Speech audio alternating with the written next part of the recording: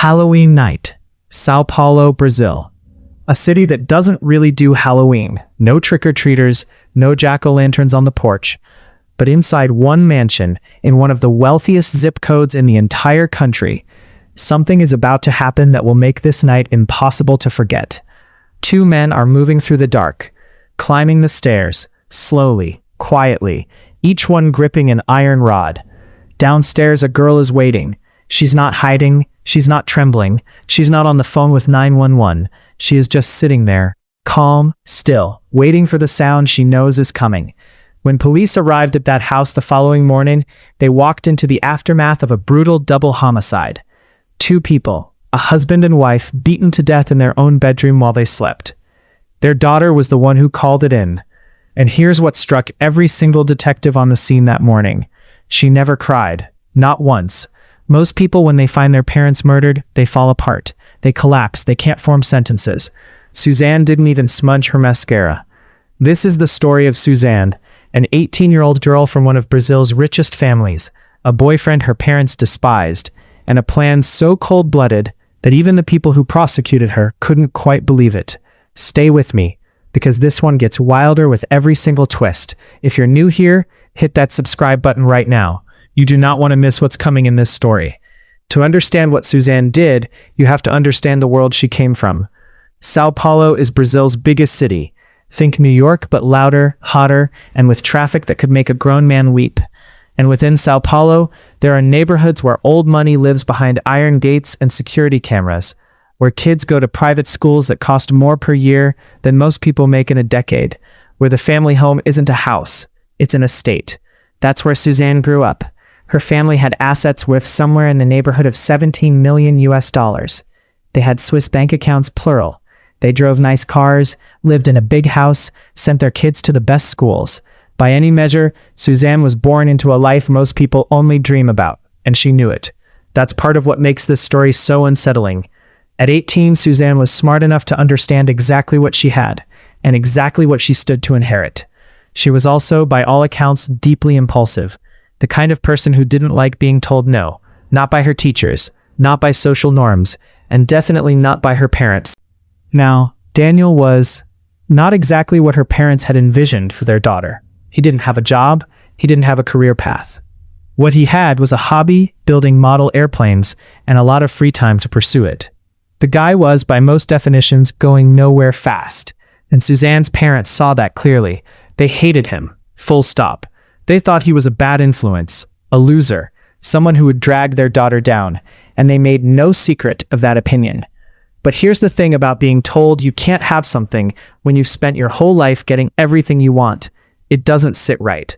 It doesn't sit right at all. Suzanne kept seeing Daniel, kept choosing him over and over, every time her parents pushed back. And then in 2002, while her parents were away on vacation, she made a move that would set everything in motion. She invited Daniel to move into the family house. Before I go any further, where are you watching from right now? Drop your city and state in the comments. I want to know who's up late with me tonight. For about a month, it was just the two of them in that big empty house.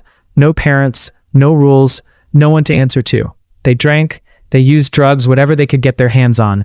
They basically treated that mansion like their own personal party palace. And for a while, I'm sure it felt incredible. Then her parents came home, and they were furious. Not just because Daniel was there, though that was bad enough, but because he had been living there, in their home, for weeks, making himself comfortable in a life he had no business being in. That confrontation led to an ultimatum, and Suzanne, true to form, refused to back down. She didn't apologize. She didn't promise to end things with Daniel. Instead, she made a request. She asked her father to buy her and Daniel an apartment. Just like that. Just buy us a place to live, and we'll stay out of your hair. Her father's answer was swift and unambiguous. Absolutely not. If you want to live with that guy, you do it with your own money. Which sounds reasonable enough, except Suzanne and Daniel didn't have any money. She was a college student. He built model airplanes for fun. Neither of them had a job. Neither of them had savings. They had nothing. So Suzanne sat with that for a while, and she started doing math. If her parents were no longer alive, she would inherit a portion of that $17 million estate. Plus, her father had already opened 2 Swiss bank accounts in her name, accounts holding roughly 10 million US dollars that would be hers outright. $27 million, waiting for her. If only her parents weren't in the way. I want you to let that sink in for a second. She wasn't desperate. She wasn't destitute. She had a wealthy family who was actively supporting her through college, but she wanted more, and she wanted it now, and she was willing to do anything to get it. So she and Daniel made a decision. They were going to kill her parents, and they were going to make it look like a robbery gone wrong. For whatever reason, and I truly cannot explain this one, they chose Halloween night to do it, even though Halloween is barely a thing in Brazil. But okay, Halloween it is. They needed a third person, someone with the nerve to actually carry out the physical part of the plan. So they recruited Daniel's brother, we'll call him Brother, and brought him in on everything. If you're finding this story wild so far, go ahead and hit that like button. It helps more people find this channel, and trust me, you want people to see this. So it goes Halloween night 2002. Suzanne, Daniel, and Brother got together before heading to the house. And in what can only be described as an extremely questionable pre-murder ritual, the three of them got high.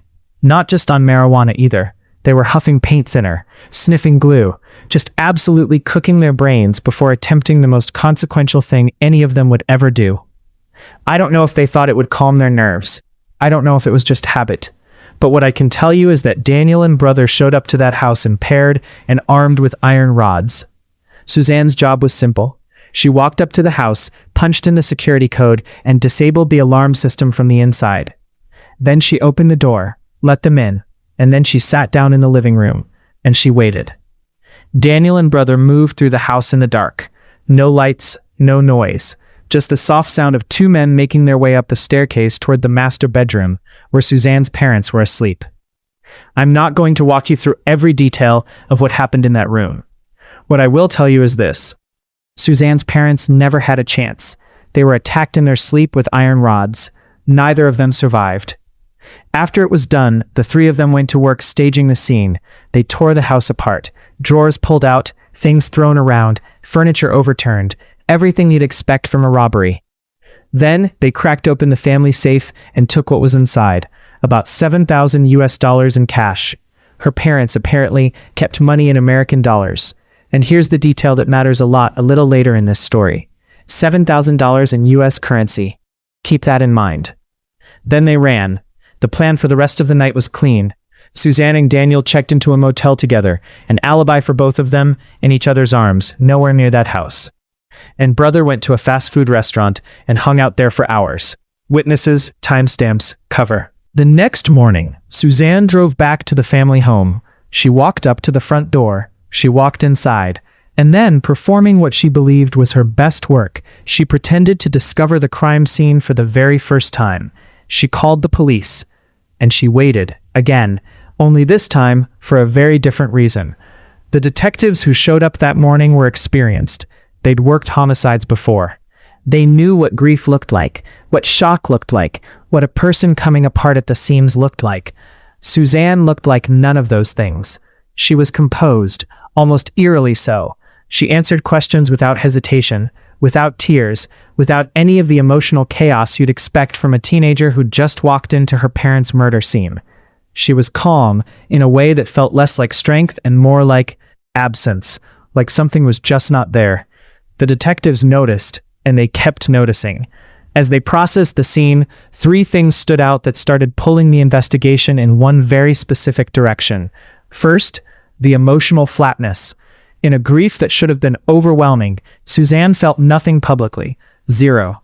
And experienced investigators know that even people who are good at hiding emotions slip. Their voice cracks, their hands shake, their eyes do something. Suzanne gave them nothing. Second, the robbery didn't make sense. Whoever broke in had access to a house full of valuable things. Jewelry, electronics, art, the kind of stuff that professional burglars target. And yet the only thing missing was the $7,000 from the safe. Everything else, untouched. That's not how robbery works. That's how a robbery is staged by someone who already knew exactly where the money was and didn't want to carry anything else out of the house. Third, and this is the one that effectively ended the list of suspects, the security system had been disabled from inside the house. Not hacked, not bypassed from the outside, switched off from inside, which meant someone with access to that code, someone who knew the house, had let the killers in. The suspect list went from broad to basically one name in the space of an afternoon. But suspicion isn't evidence, and without something concrete, they couldn't make an arrest. Suzanne and Daniel had their alibi. Brother had his. As far as the law was concerned, they were all free, for now. Okay, I have to ask, what time is it where you're at right now? And be honest, are you supposed to be asleep? Drop it in the comments. A few days after the murder, the family held a funeral service for Suzanne's parents. It also happened to be Suzanne's 19th birthday. Same day. And here's what Suzanne did. She buried her parents in the morning and threw herself a birthday party that afternoon. Not a quiet gathering. Not a small dinner with close friends to take the edge off a difficult day. A party. A celebration. For herself. Hours after her parents went into the ground. I'll let you sit with that for a second. There is no psychological framework I can offer you that makes this feel normal. There is no cultural context that explains it away. Suzanne partied on the day of her parents' funeral because if our theory is correct, those parents being dead was not a tragedy to her. It was a transaction, and the transaction had gone through. What she didn't know yet was that her partner in that transaction had already made a catastrophic mistake. Don't go anywhere. I need you to hear this next part, because this is where the whole thing falls apart in the most spectacular way possible. Stay right there. Let's talk about Brother. Brother had done his part. He'd been in that bedroom. He'd taken his share of the cash from the safe, a cut of that $7,000 in US dollars. And now, with money in his pocket, for what was probably the first time in a very long time, he decided to treat himself.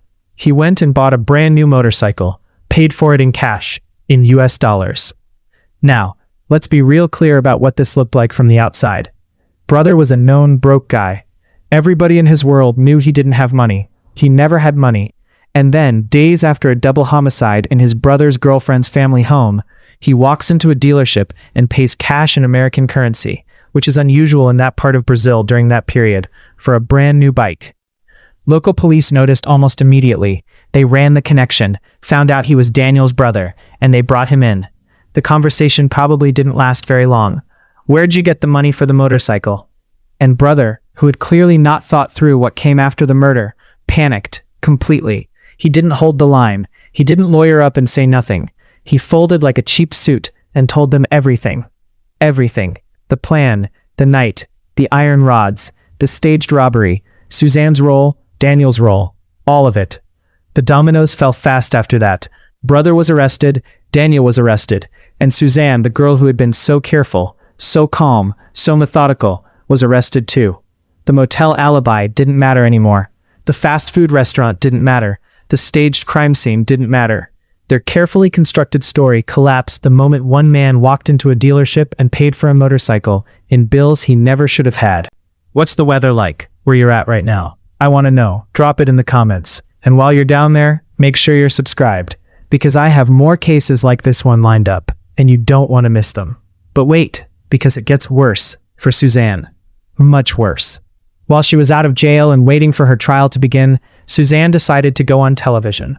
The strategy, as best anyone can tell, was this. Go on camera, play the grieving daughter, let Brazil see how heartbroken she was, and shift public opinion in her favor before the trial. If jurors and ordinary citizens saw her as a victim, as a daughter shattered by loss, maybe that sympathy would work its way into the courtroom somehow. A Brazilian TV network agreed to sit down with her. They set up the interview. They sent a crew to mic her up and get her ready. And here's where it all goes wrong. The microphones went live before Suzanne realized they were recording. And in those moments before the cameras rolled, with what she thought was a private window between her and her lawyer, the attorney began coaching her, telling her exactly how to play it. You need to cry. You need to look sad. Generate sympathy. Those weren't his exact words. They were translated and reported, but that was the essence of it. A lawyer telling his client how to perform grief for a national television audience, in the belief that they were speaking privately. The network aired all of it. The coaching, the instructions, and then immediately after, Suzanne turning it on, switching into grieving daughter mode on command, right on cue. The Brazilian public watched it happen in real time. They watched a young woman receive stage directions for how to feel, then execute them on camera. And the reaction was not sympathy. It was disgust. What was supposed to be a rehabilitation of her image became the single most damaging piece of evidence against her in the court of public opinion. Brazil had been watching this case closely. They'd had their suspicions, and now they had something that felt like confirmation. Not a legal confession, but something almost worse. They saw her choose to perform grief rather than feel it. They saw the calculation behind the tears. The interview that was supposed to save her became the moment the public decided she did it. When the trials were done, the verdicts came down swift and decisive. Brother guilty, 39 years in prison. Daniel guilty, 40 years. Suzanne guilty, 40 years for a plan that in theory had almost everything going for it. The alibis, the stage scene, the cover story, the calm, collected daughter who didn't cry. But here's the part I keep coming back to, the part I genuinely cannot let go of. Suzanne didn't have to do any of this. Her father had already put $10 million into Swiss bank accounts in her name. Those were her accounts, her money, sitting there, waiting for her. All she had to do was wait, finish college, build a life. Eventually, naturally, she would have had access to more money than most people see in 10 lifetimes. Instead, she recruited her boyfriend and his brother. She disabled a security system. She sat in a living room and listened to her parents die. She staged a robbery. She threw a birthday party on the day of the funeral. She went on national television and performed grief on command. And she did all of this because she couldn't wait, because she wanted it now, because someone told her no for maybe the first time in her life. And she decided that no was not an answer she was willing to accept. There's a version of Suzanne's life where she grows up, maybe even reconciles with her parents, and spends her 30s living comfortably off generational wealth she did nothing to earn but had every legal right to. Instead, she's spending those years and many more inside a prison in Brazil. All of it because she couldn't wait. That is the true crime. Not just the violence of what she did, but the senselessness of it. The waste. 2 people are gone, and the girl who had everything will spend the next 4 decades with nothing. This has been Daily Crime Case. If this story hit you the way it hit me, leave a comment. Tell me what you think. Was 40 years enough? Is there any part of this story you want me to dig into deeper? And one more thing, what do you think drove Suzanne more? Love for Daniel or greed? That's a real debate in this case. Drop your take in the comments, I read every single one. Subscribe if you haven't already. I release new cases every week, and if you like stories with this kind of depth, real people, real consequences, real questions, this channel is for you.